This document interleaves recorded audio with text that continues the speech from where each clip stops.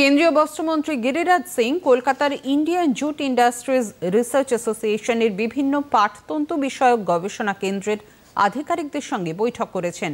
পাটতন্তুর সঙ্গে বাঁশ থেকে উৎপন্ন তন্তু কিভাবে মেশানো যায় সেই প্রসঙ্গে বিশদে আলোচনা হয়। সেই সংক্রান্ত গবেষণার কাজ কিভাবে এগোচ্ছে তাও ঘুরে দেখেন মন্ত্রী। পরে তিনি বলেন, পাটজাত সামগ্রী তৈরিতে ভারত এগিয়ে রয়েছে, তবে রাজ্যের সক্রিয় সহায়তা পেলে আরও উন্নতি করা সম্ভব।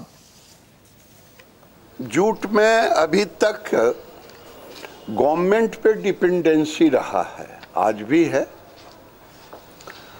लेकिन अब समय आ गया है कि वो जो गवर्नमेंट के साथ है वो चलता रहे। एक नए फाइबर के साथ जूट को,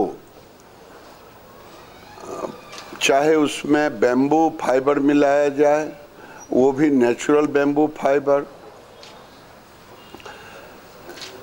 निनफेड ने जूट और कॉटन मिला करके मेंस वियर बनाया।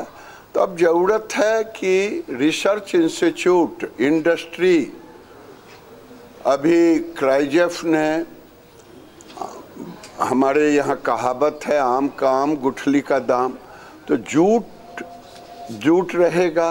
जूट के बीज का जो लकड़ी है उससे इथेनॉल बनाया गया है। तो अब डाइवर्सिफिकेशन की ज़रूरत है, जिससे किसानों को लाभ हो, मिल को लाभ हो और देश को हो।